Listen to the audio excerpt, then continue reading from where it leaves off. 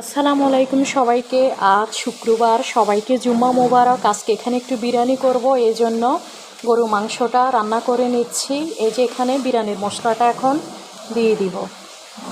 বিরিয়ানির মশলাটা দিয়ে দেওয়ার পর ভালো করে রান্না হওয়ার পর কষিয়ে কষিয়ে রান্না করব।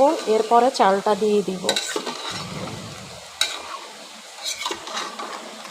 রাইস কুকারেই আমি গরু মাংসটাকে ভালো করে রান্না করে নিচ্ছি।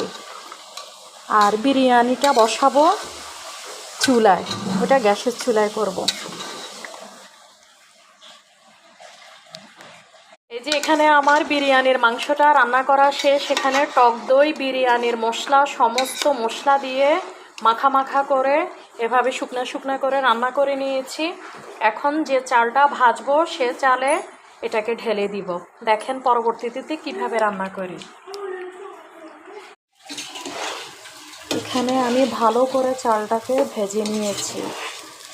চালটা ভাজা শেষ।